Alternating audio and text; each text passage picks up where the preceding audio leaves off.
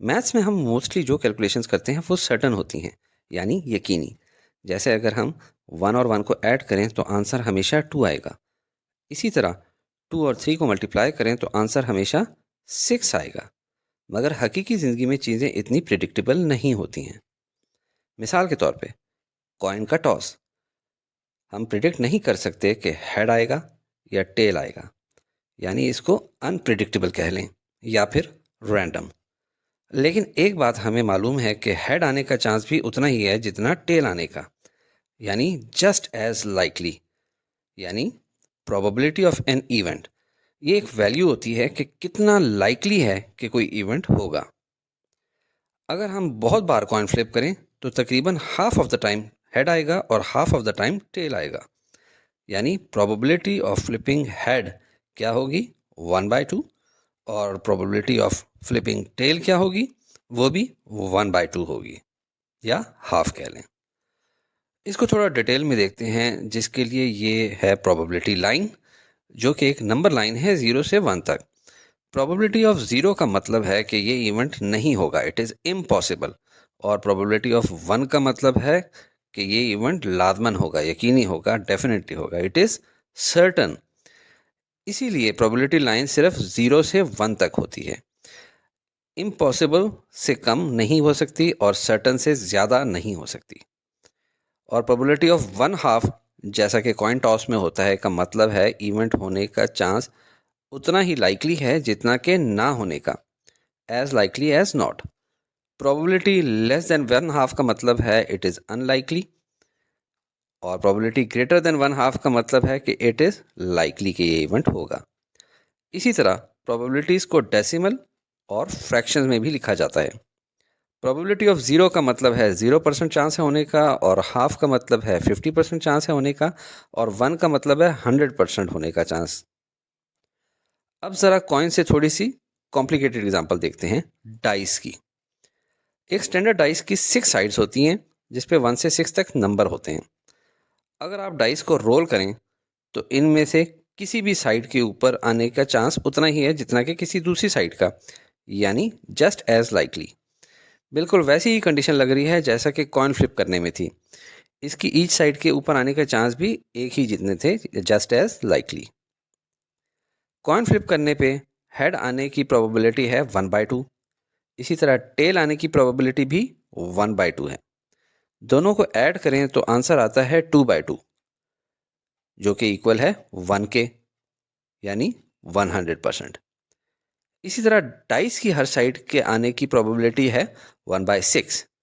इन सबs को ऐड करने से आंसर आता है हमारे पास 6/6, जो कि इक्वल है 1 के, यानी 100%।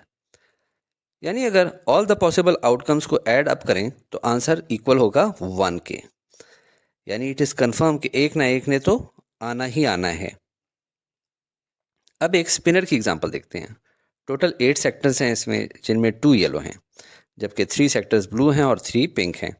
तो स्पिन करने पे येलो सेक्टर वाले नंबर्स आने की प्रोबेबिलिटी क्या होगी, 2 डिवाइडेड बाय 8, या 25%।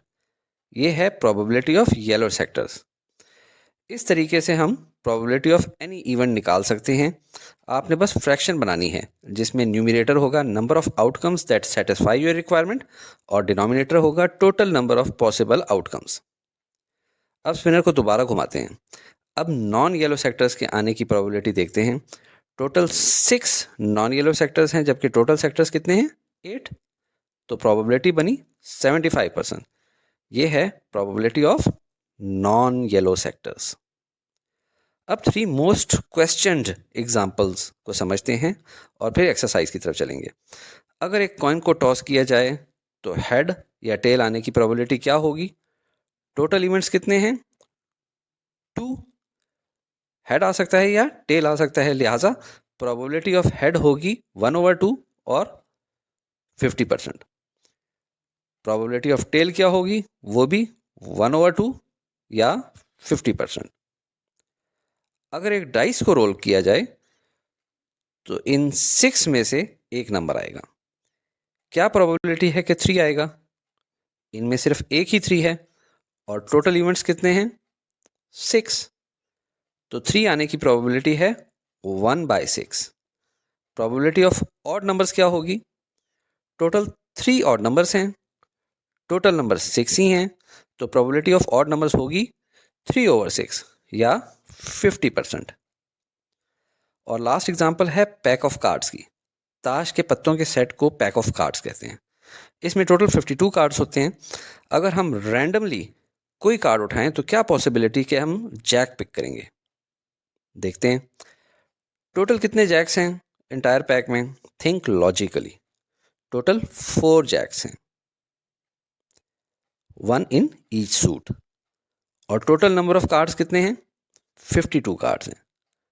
कार्ड से मुताल्लिक ये क्वेश्चन भी आ सकता है कि फेस कार्ड पिक करने की प्रोबेबिलिटी क्या है? टोटल 12 फेस कार्ड्स हैं, जैक्स, क्वींस एंड किंग्स हर सूट में, और टोटल पॉसिबिलिटीज़ हैं 52। याद रखें, ये सारे रैंडम एक्सपेरिमेंट्स हैं जिनका रिजल्ट प्रिडिक्ट नहीं किया जा सकता, एक्सेप्ट ये कि हमें टोटल पॉसिबल आउटकम्स मालूम होती हैं। इस एक्सरसाइज में हम रैंडम एक्सपेरिमेंट्स ही पढ़ेंगे। इनके अलावा जो डिटर्मिनिस्टिक्स एक्सपेरिमेंट्स होते हैं उनकी आउटकम कंप्लीटली डिटर्मिन्ड होती है, जैसे कि फ्रीजिंग और boiling point of water experiment से साबित है कि 0 और 100 डिग्री सेंटीग्रेड ही आंसर आता है। सैंपल स्पेस और इवेंट। जब एक कॉइन को टॉस किया जाता है तो हमारे पास सैंपल स्पेस थी S = H, क्योंकि हेड और टेल यही पॉसिबल आउटकम्स हैं। और एक डाइस को रोल करने में सैंपल स्पेस थी 1 2 3 4 5 6, क्योंकि इन्हीं 6 पॉसिबल आउटकम्स में से कोई ना कोई आंसर आएगा। अब एडवांस एग्जांपल समझते हैं। At a time 2 coins toss करें या 2 डाइस रोल करें। 2 कॉइन्स टॉस करने में टोटल पॉसिबल आउटकम्स या सैंपल स्पेस बनती है head head, head tail, tail head, tail tail, total 4। इसी तरह 2 डाइसेस रोल करने में सैंपल स्पेस या टोटल पॉसिबल इवेंट्स कितने हैं? 36। 1 1 1 2 1 3 1 4 1 5 1 6, इसी तरह 2 1 2 2 and so on. Sample space यानी ऑल पॉसिबल इवेंट्स। अगर हमने possibility of both coins landing the same side देखनी हो तो कितने इवेंट्स होंगे? टोटल 2, हेड हेड और टेल टेल। इस सूरत में हमारी probability of both same sides क्या होगी? Number of desired events divided by total possible events, यानी 2/4। 2 डाइसिस के केस में अगर हम सेम नंबर आने की प्रोबेबिलिटी देखनी हो तो ऐसे कितने इवेंट्स हैं? Total 6। Probability is equal to number of desired events और required events divided by total events, जिसको सैंपल स्पेस भी कहते हैं। तो ये हमारी बन जाएगी 6 डिवाइडेड बाय 36 या 1/6। आपको प्रोबेबिलिटी के क्वेश्चन में एक लफ्ज़ म्यूचुअली एक्सक्लूसिव इवेंट्स भी सुनने को मिलेगा। लफ्ज़ एक्सक्लूसिव से मिलता जुलता लफ्ज़ है एग्जिट या एक्सक्लूड। मतलब they can not occur at same time, यानी दोनों एक साथ नहीं हो सकते। मैथमेटिक्स में इसको लिखते हैं A∩B = 5। इसकी वेन डायग्राम देखते ही आपको समझ आ जाएंगे। ये दोनों सर्कल्स एक दूसरे से टच नहीं हो रहे, दूर दूर रह रहे हैं, जबकि ये 2 सर्कल्स ओवरलैप कर रहे हैं, मीनिंग कि नॉट म्यूचुअली एक्सक्लूसिव। ये म्यूचुअली एक्सक्लूसिव हैं, मिलके नहीं रह सकते, और ये ऊपर आ रहा है म्यूचुअली एक्सक्लूसिव नहीं है, नॉट म्यूचुअली एक्सक्लूसिव। अब एक डाइस की एग्जांपल देखते हैं। इसकी सैंपल स्पेस है 1 to 6। इवेंट ए से मुराद है कि डाइस को रोल करने पे इवन नंबर आता है। इवेंट बी के ऑड नंबर शो होता है। इवेंट सी के नंबर लेस देन 4 आता है, यानी 1 2 3। अब A∩B देखें। इनमें कुछ भी कॉमन नहीं है, लिहाजा ये इक्वल है नील के, यानी A and B are mutually exclusive. अब A∩C देखें। इनमें 2 कॉमन है, लिहाजा ये इक्वल है 2 के, मतलब A and C are not mutually exclusive. अब देखते हैं B and C।